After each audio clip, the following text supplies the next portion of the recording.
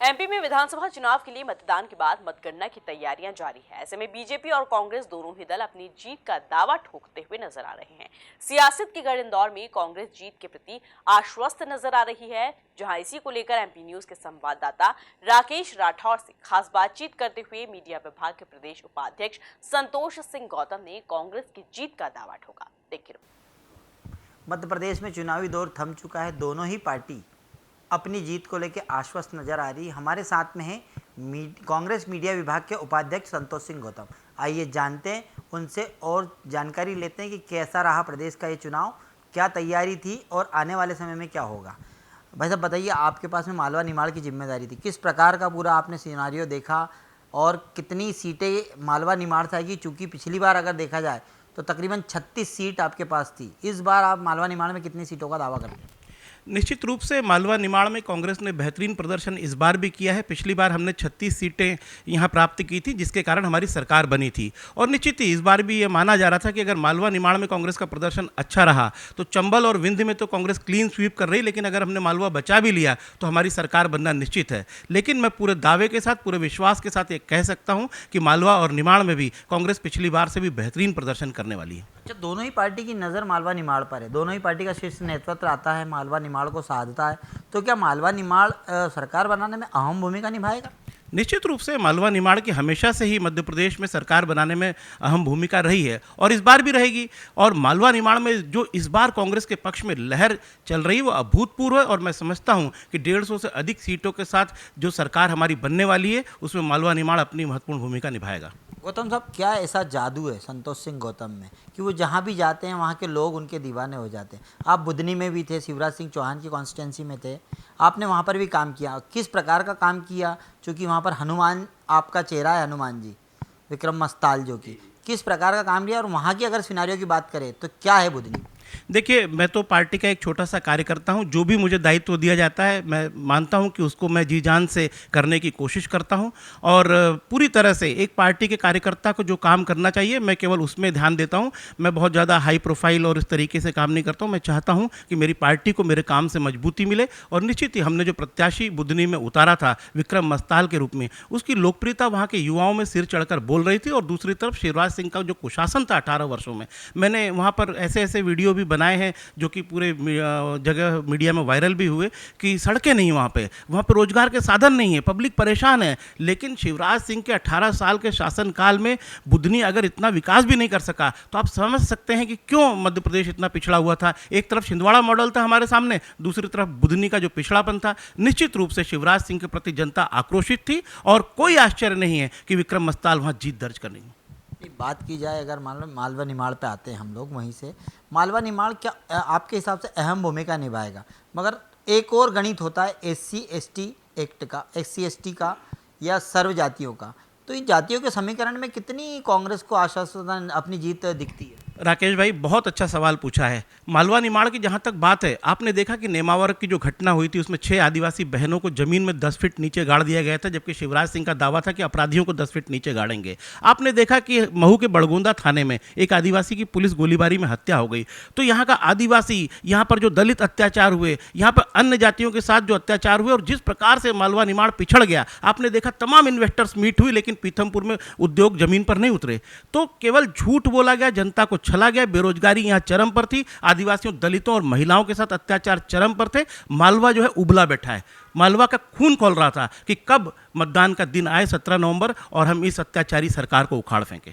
ठीक है, बात की 17 नवंबर की। 17 नवंबर को 230 विधायकों की किस्मत EVM मशीन में कैद हो गई है। 3 तारीख को उनकी किस्मत का ताला खुलेगा। कितनी कांग्रेस पार्टी आश्वस्त नजर आती है और क्या सीट का दावा होगा? साथ में अगर बात की जाए तो जितने भी आपने प्रत्याशी मैदान में उतारे थे, कितना अच्छा काम कर पाएंगे? मैं दावे के साथ कह सकता हूं कि 150 से अधिक सीटों के साथ मध्य प्रदेश में कांग्रेस की सरकार बनेगी और पूरी तरह से मैं निश्चिंत हूं। एक भी सर्वे अभी तक ऐसा नहीं आया जो कांग्रेस की हार बता रहा हो और वो सर्वे भी अनुमानित जो उनके हैं सीटें उससे बहुत आगे निकल जाएंगी हमारी सीटें। कारण क्या है कि मध्य प्रदेश की कई सीटों पर मैं घूमा हूं और मैंने वहां जो जनाक्रोश इस सरकार के प्रति देखा है और कमलनाथ सरकार के 1.5 साल के कामों के प्रति जो उनकी आशा है कि यदि हमारी 5 साल की सरकार होती कमलनाथ की तो कितना मध्य प्रदेश का विकास होता। तो मध्य प्रदेश की जनता जनता चाहती है कि वो एक बार तो छली जा चुकी है कि उन्होंने पूरा कार्यकाल नहीं देखा, जबकि जनादेश उन्होंने 2018 में कांग्रेस के पक्ष में दिया था। वो चाहते हैं कि एक बार 5 साल पूरे कमलनाथ जी को मिलें, जिससे मध्य प्रदेश का विकास हो सके। विकास की बात की आपने, कमलनाथ सरकार का हवाला दिया। भारतीय जनता पार्टी ने भी अपनी योजनाएं चलाई थी, लाडली लक्ष्मी योजना, तमाम सारी योजनाएं थी, लोगों के लिए प्रलोभन थे, योजनाएं थी। कितनी चुनौती भरी वो योजनाएं हैं आपकी? देखिए, हम इसको चुनौती नहीं मानते हैं।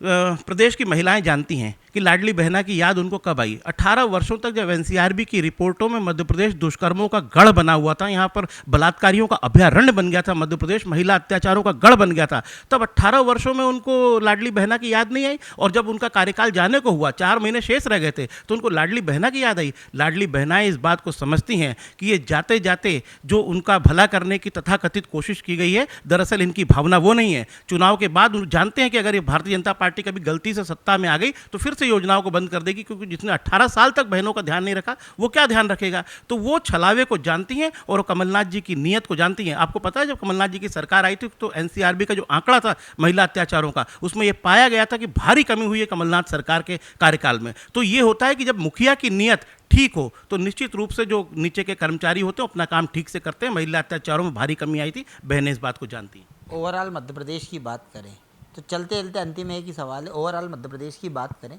कितनी सीटों का दावा करते हैं आप? साथ ही ऐसे कौन से मुद्दे थे, प्रमुख मुद्दे, जिनको लेकर के कांग्रेस जनता के बीच में गई थी? 17 तारीख के दिन चुनाव हुए थे, 17 तारीख के दिन सारे प्रत्याशियों की किस्मत कैद है, 3 तारीख को खुलने वाली। ऐसे कौन से मुद्दे थे और कितनी सीटों के साथ जीतने का दावा? बहुत सही सवाल किया राकेश भाई आपने। हमारे प्रमुख मुद्दे थे किसानों की बदहाली, भयंकर बेरोजगारी, महंगाई और भारतीय जनता पार्टी के शासनकाल में हुआ भ्रष्टाचार। इसके बाद जो हमारी जो जनहितैषी योजनाएं हम जनता के बीच में ले गए, उनको लेकर हम पूरी तरह से आशान्वित हैं। पूरे देश में राजस्थान केवल एक ऐसा राज्य है जो 25 लाख रुपए तक का मेडिक्लेम देता था। उसके बाद मध्य प्रदेश में कमलनाथ जी ने ये वचन दिया है कि हम 25 लाख रुपए तक का मेडिक्लेम देंगे और 10 लाख का दुर्घटना बीमा देंगे। हम धान के समर्थन मूल्य को 2500 रुपए करेंगे और गेहूं के समर्थन मूल्य को 2600 रुपए करेंगे और 100 रुपए में 100 यूनिट बिजली फ्री देंगे, 200 यूनिट की बिजली हाफ करेंगे। महिलाओं को नारी सम्मान योजना के तहत हम 1500 रुपए प्रतिमाह देंगे, जो कि 1 जनवरी से हम देना प्रारंभ कर देंगे। कमलनाथ जी ने कह दिया है कि 1 जनवरी 2024 को पहली किस्त डल जाएगी। उसके बाद 500 रुपए में हम गैस की टंकी देंगे। ऐसी तमाम योजनाएं हैं जो हमने जनता के हित में घोषित की हैं, अपने वचन पत्र में बताई हैं। तो मैं समझता हूं कि इन सब बातों को जनता ध्यान में रखते हुए भारतीय जनता पार्टी के इस अत्याचारी शासन को उखाड़ फेंक दिया है उसने। अंतिम में एक सवाल याद आ गया मुझे, आपने कहा वचन पत्र का, एक वचन पत्र आपकी गवर्नमेंट ने भी दिया था जब आपके शीर्ष नेतृत्व ने ये कहा था कि 10 दिन में मैं मुख्यमंत्री बदल दूंगा। वो मुद्दा वापस से तूल पकड़ा था, क्या था वो बुरा मुद्दा? देखिए, भारतीय जनता पार्टी और आरएसएस के पास झूठ फैलाने की मशीन है। जब कर्ज माफ़ी की हमने घोषणा की थी पिछली बार, तो हमने 27 लाख किसानों की 11,500 करोड़ की कर्ज माफ़ी की थी और इस बात को भारतीय जनता पार्टी के कृषि मंत्री ने विधानसभा के पटल पर स्वीकार किया था। तो या तो भारतीय जनता पार्टी को कृषि मंत्री झूठे, शिवराज सिंह झूठे, या भारतीय जनता पार्टी झूठी है। और ये भी एक सच्चाई है कि उस समय कमल पटेल के रिश्तेदारों और शिवराज सिंह के परिवारजनों का भी कर्जा माफ हुआ था। तो अगर साफ जो इबारत पर साफ दिख रही है और अगर उसको भी झुटलाने की भारतीय जनता पार्टी कोशिश करे तो मैं समझता हूं कि प्रदेश की जनता इस बात को समझती है। बहुत बहुत धन्यवाद। तो ये थे हमारे साथ में संतोष गौतम जी, मीडिया विभाग के उपाध्यक्ष। उन्होंने अपनी राय रखी, अपने दावे, अपने मुद्दे बताए। आने वाली बात ये, 17 तारीख के दिन चुनाव हो चुके हैं, सभी की किस्मत कैद है। 3 तारीख को ये खुलेगी, ऊँट किस करवट बैठेगा ये 3 तारीख को पता चलेगा। मेरे साथ बने रहिए राकेश राठौर के साथ, कैमरा पर्सन अरुण यादव के साथ, MP न्यूज़ इंदौर।